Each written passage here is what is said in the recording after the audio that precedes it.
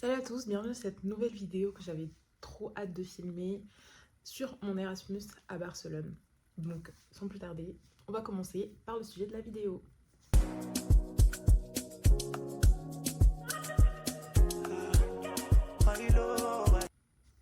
Donc pour un peu de contexte, j'ai fait mon Erasmus en 2021. C'était pendant ma troisième année de licence en langue étrangère appliquée. Du coup, mes langues de spécialité, quand j'étais en LEA, c'était anglais et espagnol du coup.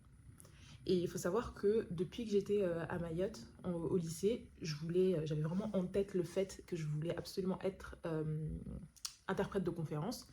Donc pour moi, c'était logique et il fallait absolument que je puisse partir à l'étranger pendant mon cursus en LEA.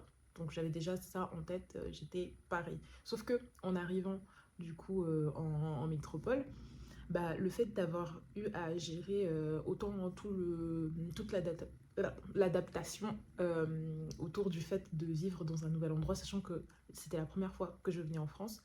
Donc, je pense que tout ce que je vous ai cité justement dans la vidéo, les vérités que personne ne me dit avant de venir en France, bah, pour moi, le fait d'avoir eu à gérer toutes ces choses-là, je me suis vraiment pas du tout sentie capable de devoir gérer le fait d'aller dans un autre pays. euh, où déjà en plus il y aurait eu la barrière de la langue et autant de choses à gérer. Donc dès le départ, au début, je voulais le faire en première année, mais du coup, je ne l'ai pas fait en première année. Après, j'ai aussi eu peur, tout simplement, donc j'y suis pas non plus allée en deuxième année. Et après, je me suis dit vraiment, là, Asia, je sais, machin, que tu as telle ou telle raison de ne pas vouloir le faire, mais il faut que tu te lances parce que après, sinon, c'est trop tard et tu le feras pas tout court, quoi. Donc, j'ai décidé de le faire en troisième année, mais en plus, le fait on va dire le fait d'avoir eu peur, ça m'a fait repousser le truc, mais au final, ça m'a mis un peu dans les conditions un peu difficiles parce qu'en troisième année, pour pouvoir valider ta troisième année, il faut que tu fasses un stage. Donc voilà, donc j'ai dû faire mon stage à l'étranger aussi. Après, je sais plus si peut-être j'avais le choix peut-être de le faire en France, mais je sais plus. En tout cas, je l'ai fait à l'étranger aussi, à Barcelone. Donc voilà, c'était ça le contexte de l'Erasmus. Donc aussi, petite parenthèse, je pense que je vais vous mettre, pour ceux qui veulent faire du coup le programme Erasmus, je mettrai des liens en description pour que vous puissiez consulter les infos et voir d'autres vidéos de personnes qui expliquent vraiment en détail les démarches à faire, etc. Donc pour continuer ma story. Donc ouais, du coup j'ai fait mes démarches pour le faire, j'ai été acceptée, etc.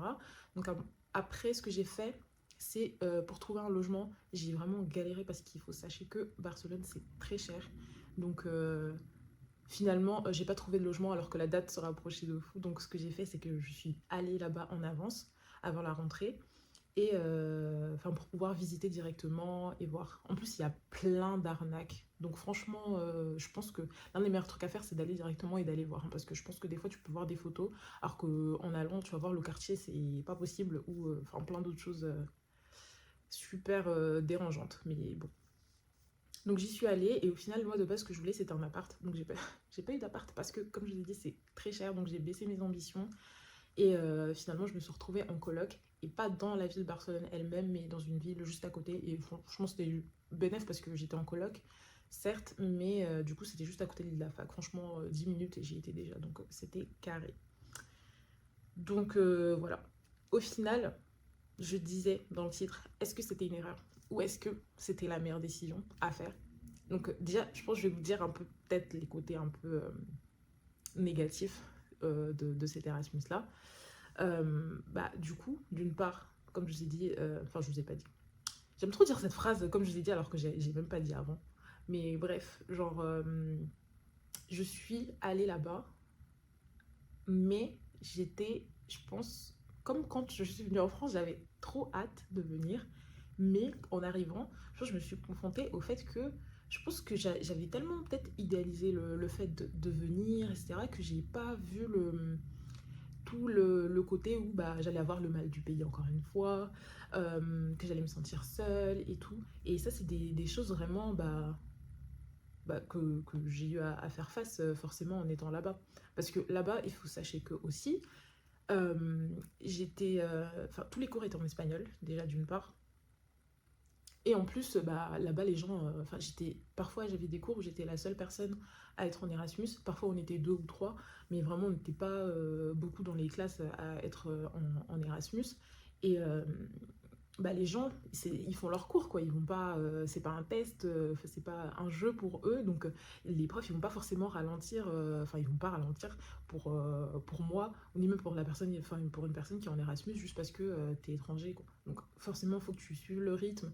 Et je pense qu'on entend beaucoup parler, quand on dit Erasmus, on pense beaucoup, ouais, t'as beaucoup de temps libre, donc tu vas pouvoir faire la fête et tout, machin.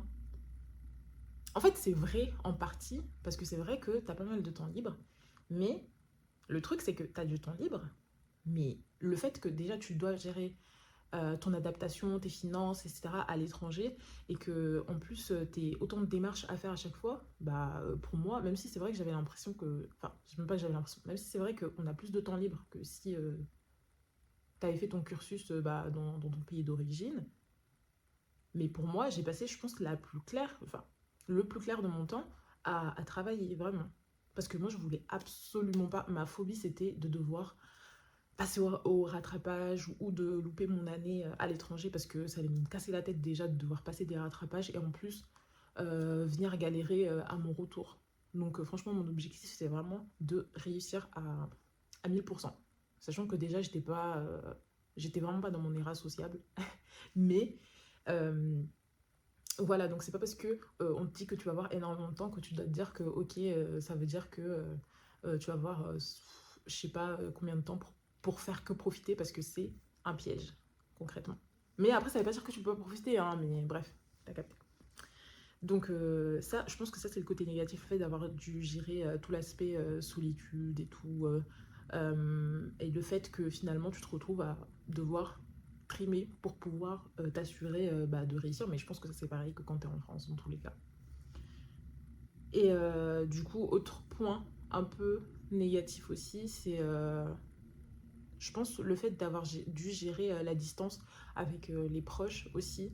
Euh, je pense que c'est ça aussi, je pense que j'ai dû sous-estimer aussi parce que je me disais bah c'est pas grave, genre ça va bien se passer. Et j'ai surtout aussi choisi Barcelone parce que je me disais que c'est une ville qui est à côté, donc forcément quand j'aurais envie de partir, ce qui a été le cas à plusieurs reprises, bah tu peux faire le voyage assez rapidement. Mais bon, je pense que ça aussi j'avais sous-estimé le fait que tes proches te manquent, etc. Mais à côté de tout ça, franchement, je pense que ça, même si avec le recul, des fois, je me disais, bah, si c'était à refaire, bah, je le referais pas. Mais je retire ce que j'ai pu dire par le passé parce que finalement, je pense que ça a été l'une des meilleures expériences de ma vie, tant sur le plan professionnel que sur le plan personnel. Déjà, professionnellement, faire un Erasmus, pour toi, si tu es dans un cursus de langue, ou même je pense que si tu es dans un autre cursus, c'est tellement enrichissant parce que déjà, de un, tu vas tellement t'améliorer bah, sur le fait de communiquer. Par exemple, moi j'étais en coloc, comme je vous disais, et bah, ma coloc, elle parlait ni français ni anglais. Donc c'était full espagnol tout le temps. Donc je sortais des cours où c'était full espagnol tout le temps. Je rentrais à la maison, c'était full espagnol tout le temps aussi. Donc forcément, j'ai pu évoluer fois 1000 et très rapidement, quoi. Et en plus, bah, anecdote, franchement, tellement je commençais à saturer dans mon esprit que de parler tous les jours espagnol, qu'un jour, carrément, j'ai rêvé en espagnol. Et ce jour-là, je me suis dit, ma belle, t'as percé. T'as percé dans ton cerveau parce que là, vraiment, c'est vraiment, on a atteint un niveau de matrixation extrême. Mais clairement, bah, ça t'apporte énormément sur le plan pro. Et en plus, du coup, comme je disais, j'ai pu faire mon stage du coup à Barcelone. Et c'était pareil, c'était un stage en traduction parce que c'était le thème de ma licence. Mais clairement, 100% du côté pro. Et en plus, c'est super valorisé, je pense, enfin, c'est super valorisé aussi quand tu recherches un master, par exemple, à la suite, parce que ça va montrer que tu peux prendre des risques, entre parenthèses, entre guillemets, euh, pour pouvoir, dans le cadre de tes études finalement, et que tu peux t'en sortir même à l'étranger. Et aussi, bah, le fait d'avoir rencontré des gens qui étaient vraiment, enfin, qui sont carrément qui font partie de ma famille, là, j'ai l'impression. Euh, donc, sur le plan même humain, c'est vraiment une expérience qui serait vraiment à refaire pour moi. Donc, pour conclure, je pense que je dirais que c'est une expérience que je recommande. Franchement, je recommande à 100%, mais je recommande d'y aller en s'étant vraiment préparé psychologiquement à ce qui peut arriver. Parce que je pense qu'il y a plein de choses que si tu as déjà en tête le fait que ça puisse t'arriver, bah, tu as plus de facilité à appréhender tout ça. Donc, mais j'encourage à 100%, sachant que je sais que pour moi, ça a été difficile de faire ce voyage-là, et même, je pense, pour mes parents aussi, parce que déjà, le fait, enfin, pour les gens qui viennent de Mayotte, même pour les gens qui partent de leur pays pour aller dans un autre pays, etc., donc pour étudier, vous savez que les parents, ça leur fait de la peine, etc. Et ils sont très très stressés de savoir comment est-ce que on va s'en sortir loin d'eux quand ils sont pas là, qu'ils n'ont pas la possibilité de nous protéger. Alors moi, quand j'ai dit à mes parents que j'allais partir en Espagne, ils ont failli faire une syncope. Ils étaient là, mais déjà, la meuf, elle est partie il n'y a même pas 3 jours, et puis en France, et puis maintenant, elle veut partir en Espagne, quoi. Enfin, folie. Mais je pense qu'il faut vraiment se rendre compte que bah, du coup, ils ont raison, parce que il y a énormément de choses qui peuvent se passer à l'étranger, donc il faut prendre ses précautions. Faut pas, je pense, quitter la phase Enfin, faut pas abandonner complètement la peur parce qu'elle est là, parce qu'elle permet de nous protéger, tout simplement. Mais faut arriver à surmonter cette peur-là pour pouvoir justement euh, accomplir ces belles choses, vivre de belles expériences, tout simplement.